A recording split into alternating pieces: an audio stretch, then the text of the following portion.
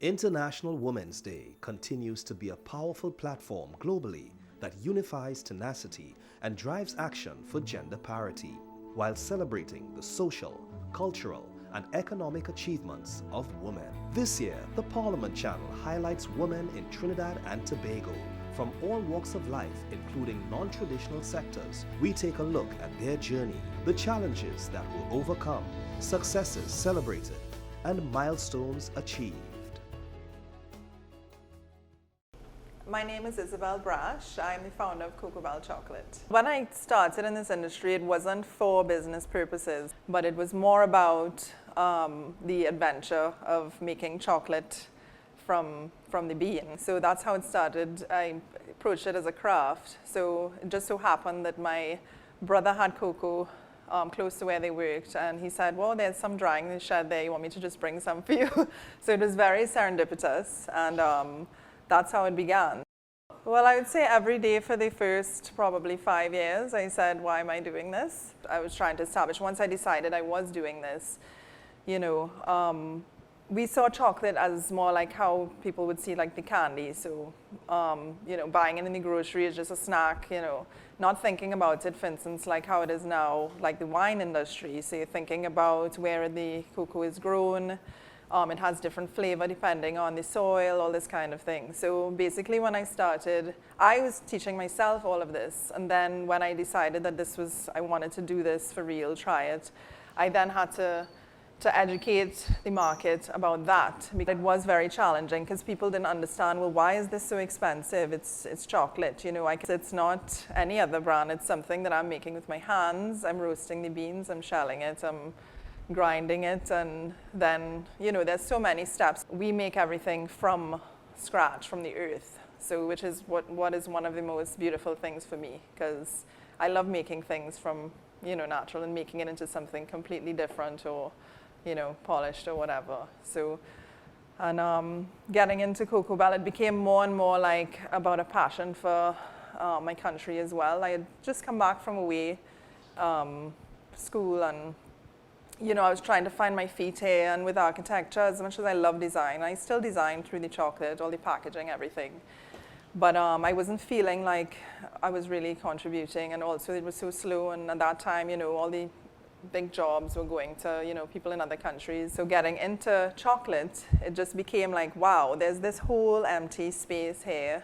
And I didn't even realize when I was getting into it how important it was. It was only probably like within the first 2 years, I said, oh my God, what I'm doing here is really important. So that's why I forced myself to stick with it, even though many, many tears, gnashing of teeth, and pelting chocolate all over the place in my mother's kitchen.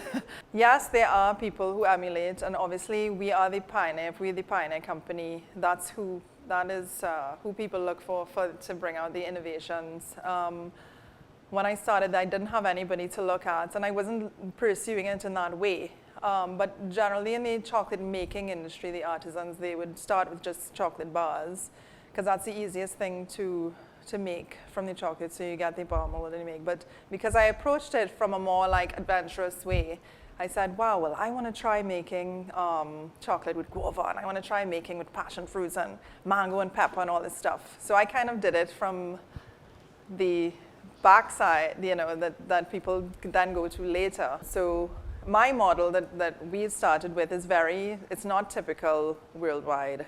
I think, like, for me, it's always going to be about quality and making sure that we're on top of that. And once you stick with your own concept, I think you'll always be true to your goal. And for me, it's about Trinidad. It's about speaking about who we are, Trinidad and Tobago, our culture. And that's my focus. So anytime I'm kind of like, I don't even look around at internationally too much at companies, because I so want to stay focused on who we are and making sure that in our product that that's always what comes out first. Well, balancing as an entrepreneur is non-existent.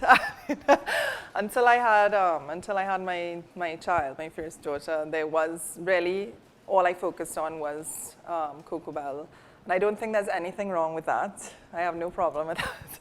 But now that I have a daughter, she's forced me to become, to prioritize regular life, home life with Cocobel. So it's like Cocobel was my first child, and now I have a second child, and I have to balance. So the balance for me now that's happening with this industry in Trinidad, and it's the artisanal chocolate industry has blown up worldwide too. And it is about balance, and people now, the market now looks for that balance in the product. So they want to see that the farmers are being treated fairly, the estate is being paid well for the beans, that there's balance. So then when you buy this chocolate that everybody who's involved in this product, whether it's the person who grows the cocoa, who ferments it, who dries it, they're all parts of the process, and they're all being, you can see, like I always used to say, the face of food, because when we buy food, we just, we don't think about all the stuff that goes on behind that food. So for me, the balance is making all of that obvious. So that's why we have like pictures in here of every part, so that you can see who is involved in everything from the bean to the bar, and the chocolate. So that's the balance for me, that everybody's being treated fair. I think you should go with what your gut tells you who you are is. I mean, it takes a long time. I didn't always want to be a chocolate maker, but I knew that I like to create things. I could make things from, I like to make. So this is something that gets me involved in making something from something that's raw into something completely different, as I mentioned before.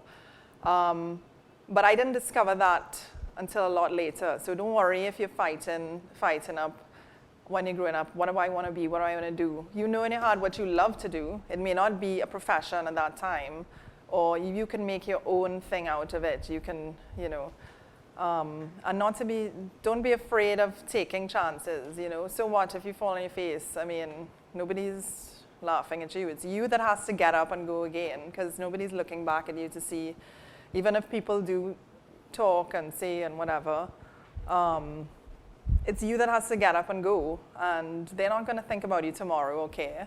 So you have to live your life for you. You have one life, and you need to take care of yourself. You can't depend on anybody else to tell you what to do, where to go, because you will discover. The life is an adventure, so you have to take those steps yourself to discover. Women have come a long way, yet there's still more to be achieved.